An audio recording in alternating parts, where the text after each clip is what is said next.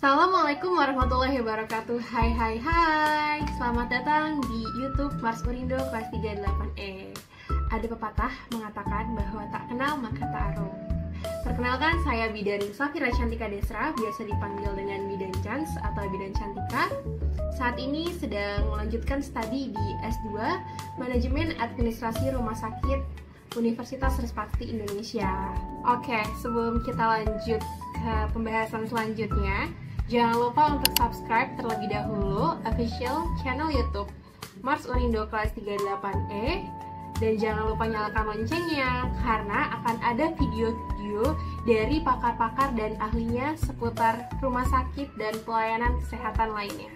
Dan jangan lupa untuk like dan komen ya teman-teman. Kali ini Bidan Cantika akan sharing mengenai sesuatu hal. Sebelumnya Cantika izin bertanya terlebih dahulu nih. Apakah teman-teman pernah masuk rumah sakit? Oke, jika pernah masuk rumah sakit, apakah teman-teman pernah masuk ke dalam ruang bersalin di rumah sakit? Nah, gimana tuh perasaannya teman-teman? Kalau Cantika pribadi sih ya, ketika masuk ke dalam ruang bersalinnya rumah sakit, itu merasakan yang pasti udara yang dingin, betul nggak? Biasanya di sana AC itu selalu hidup ya. Terus juga suara-suara, mungkin alat-alat seperti nut kayak gitu ya, strategi atau semacamnya. Terus juga ruangan yang kayaknya banyak banget ya teman-teman. Kalau dari visualisasi itu adalah alat-alat yang cukup banyak di sekeliling bed ibu bersalin. Terus juga mungkin ketika memang itu ruang bersalinnya banyak bednya, kadang ada suara-suara yang tidak nyaman didengar, ya enggak? Nah, maka dari itu di sini Cantika akan sharing nih, gimana sih caranya ruang bersalin di rumah sakit Indonesia itu naik kelas untuk meningkatkan hormon cinta. Jadi di sini ada studi terkait desain pelayanan kesehatan, khususnya lingkungan bersalin itu semakin berkembang teman-teman. Nah, sudah saatnya nih RS di Indonesia ini menjadikan ruang bersalin itu bukan menjadi tempat yang aman doang, ya kan? Karena biasanya kalau rumah sakit itu tuh hanya fokus di kenyamanan juga. Tapi kalau menurut Cantika pribadi, kalau boleh jujur, kenyamanannya itu belum senyaman klinik-klinik atau praktik mandiri bidan yang memang lebih homey, lebih private seperti itu. Nah, maka dari itu di sini Cantika ingin memberikan sharing melalui bukti ilmiah bagaimana setup rumah sakit yang mungkin tidak hanya fokus terhadap keamanan, tapi juga terhadap kenyamanan untuk yang pasti untuk meningkatkan kepuasan pelanggan atau klien. Penelitian di Australia dan di Inggris menunjukkan bahwa lingkungan persalinan tidak hanya berdampak nih pada pengalaman melahirkan dan outcome dari si bayi maupun ibunya, tetapi berdampak juga nih pada bidannya sendiri, pada dokternya sendiri, bahkan mungkin pada support system yang mendampingi ibunya. Nah, terdapat hipotesis di mana bahwa desain lingkungan ruangan bersalin itu mempengaruhi hasil kelahiran yang mengubah pelepasan neurohormon tertentu selama persalinan. Jika ruangan tersebut menegangkan, apa yang terjadi? Yang pastinya hormon adrenalin itu meningkat. Hormon adrenalin itu apa sih? Intinya tuh hormon adrenalin adalah hormon yang negatif, yang dimana seharusnya ketika bersalin atau persalinan itu kita membutuhkan hormon cinta atau hormon oksitosin yang biasa kita sebut dengan hormon cinta. Nah, maka dari itu ketika saat persalinan tiba, kita itu membutuhkan gelombang cinta, yang dimana gelombang itu artinya kontraksi, cinta itu berasal dari hormon oksitosin, teman-teman. Nah, di sini Cantika juga menemukan sebuah studi yang mencakup 9 penelitian dari 10.000 lebih wanita menunjukkan bahwa pengaturan alternatif atau pengaturan ruang bersalin yang memang semestinya itu menunjukkan beberapa kemungkinan. Yang pertama, durasi persalinannya itu akan lebih pendek. Selanjutnya, mengurangi penggunaan analgesia epidural, persalinan normalnya tanpa komplikasi, pengalaman melahirkan yang lebih baik tentunya dan optimal bagi wanita dan bayi, serta tingkat menyusui yang lebih tinggi nih pada 6 minggu pasca melahirkan. Lalu bagaimana sih lingkungan yang sempurna dan baik untuk melahirkan menurut beberapa penelitian yang ada? Yang pertama, lingkungan itu harus hangat. Yang kedua itu harus aman, private, warm atau redup, dan yang terakhir harus tenang. Nanti akan Cantika bagikan contoh-contohnya bagaimana setup ruang bersalin yang berada di rumah sakit yang menurut Cantika idaman ya. Hai, oke, di sini Cantika ingin disclaimer terlebih dahulu bahwa Cantika belum menemukan setup ruang bersalin di Rumah Sakit Indonesia yang Cantika inginkan atau yang Cantika sudah jelaskan di video sebelumnya. Di sini Cantika akan menampilkan bagaimana sih tips and trick untuk membuat lingkungan bersalin lebih positif, lebih nyaman di ruang bersalin dengan setup praktik mandiri bidan. Tentunya, setup praktik mandiri bidan dan rumah sakit itu berbeda ya teman-teman. Akan tetapi, mungkin ini bisa menjadi ide untuk ruang bersalin di Rumah Sakit Indonesia agar lebih positif, lebih nyaman, lebih rileks untuk lingkungan bersalinnya. Yuk ikuti Cantika! Oke, langsung saja kita masuk ke ruang bersalin penuh cinta dan syukur. Baik, ini merupakan setup dari ruang bersalin praktik mandiri bidan. Di sini bisa teman-teman lihat bahwa tersedia matras, gimbal, dan kain jarik untuk rebozo.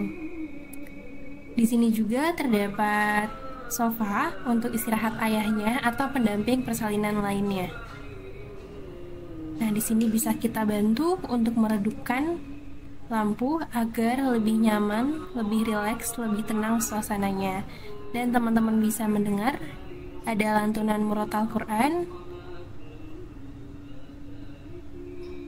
dan juga terdapat humidifier serta diffuser ya.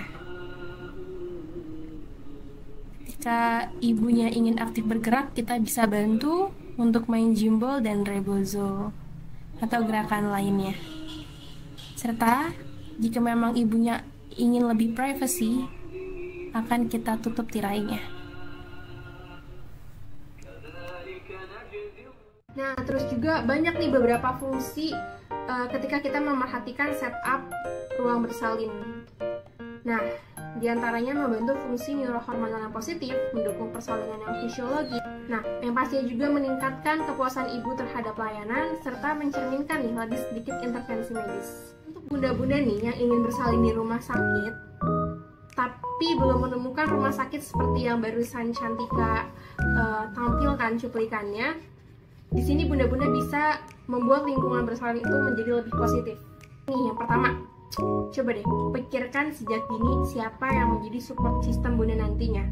Apakah orang tua, ibu, mertua, suami, atau bunda akan memanggil jasa doula atau pendamping persalinan. Kedua, ketika bunda sudah di rumah sakit, coba bunda bisa meminta untuk menjauhkan peralatan yang tidak diperlukan, yang membuat bunda itu merasa terganggu ketika memang melihat dia atau mendengarnya. Seperti itu. Boleh loh kita request kepada bidan-bidan di sana, atau mungkin dibicarakan terlebih dahulu. Tidak ada salahnya untuk kita mencoba dulu ya bunda-bunda. Ini nih yang penting juga, kurangi berbaring terlentang di tempat tidur. Kenapa? Karena pada prinsipnya ketika kita proses persalinan, kita itu harus sering-sering bergerak, moving, kita itu harus seimbang, balancing, dan kita itu harus sesuai arah gravitasi posisinya. Untuk apa? Untuk mengoptimalkan posisi janin dan untuk mempercepat proses persalinan. Nah, di sini juga ada tips and trick, yaitu bunda bisa nih membawa matras atau membawa gimbal jika diperlukan nih untuk mengoptimalkan posisi dan menemani gelombang cinta bunda tadinya. Nah, ingat bahwa posisi tegak atau posisi yang searah gravitasi itu sangat-sangat membantu kemajuan persalinan. Dan itu sudah banyak bukti yang nanti akan Cantika tampilkan di sini. Selanjutnya jangan lupa untuk dan jangan takut untuk menutup tirai atau menutup pintu, karena privasi bunda itu sangatlah penting. Karena mungkin ketika kita bersama gitu ya, ada bed yang berbarengan, terus kita tidak ditutup, mungkin kita menikmati gelombang cintanya itu tuh kurang nyaman dan akhirnya kita stres. Nanti ketika stres, baby itu yang seharusnya kepalanya itu makin maju, makin turun, akan tetapi ini makin lama bukannya makin turun ke bawah, ke jalan lahir, tapi makin mandek karena bunda tidak nyaman, karena bunda stres, karena bunda mengunci si jalan lahir itu.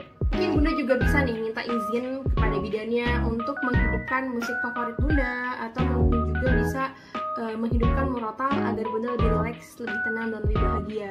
Selanjutnya adalah biasanya nih bunda-bunda itu biasanya main HP atau misalkan masih aja chattingan, masih aja teleponan.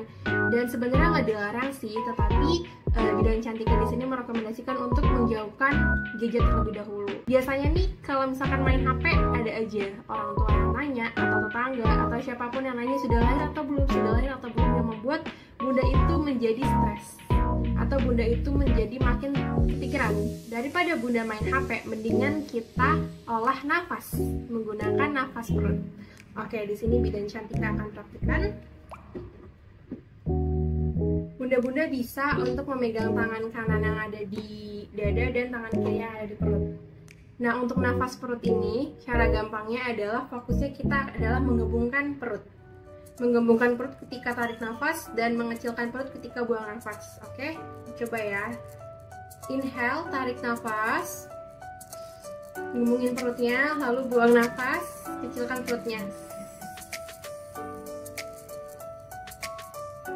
Lagi, inhale, tarik nafas, gembungkan perutnya, buang nafas, kecilkan perutnya.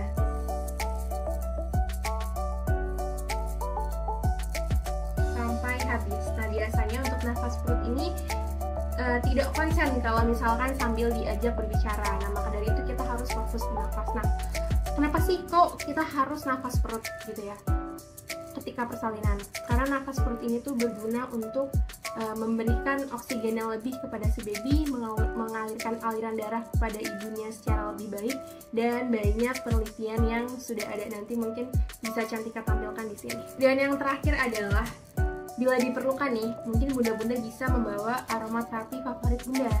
Nanti bisa mungkin essential oilnya bisa dipakaikan di area sini atau mungkin di area leher seperti itu. Kalau memang misalkan bunda-bunda semua punya aromaterapi di rumah, mungkin kalau Cantika punya seperti ini nih. Punya ini bisa banget nanti dibawa di rumah sakit, ke rumah sakit ketika memang ingin bersalin. Baik, mungkin itu penjelasan dari Cantika. Jika menurut teman-teman semua, bunda-bunda semua, video ini bermanfaat, boleh di-share sebanyak-banyaknya.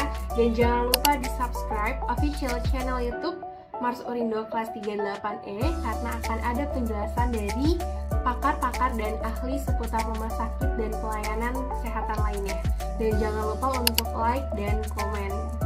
Cantika doakan untuk bunda-bunda yang sedang mempersiapkan persalinannya, yang sedang menunggu gelombang cintanya. Semoga Allah berikan pada waktu yang tepat, pada waktu yang indah, dan tempat yang tepat untuk melahirkan dengan penuh cinta, dengan rileks, dengan tenang. Dan jangan lupa untuk melakukan hal-hal ketika di tempat bersalin yang sudah Cantika sharing. Semoga video ini bermanfaat. Kurang lebihnya mohon maaf. Wassalamualaikum warahmatullahi wabarakatuh. See you in the next video.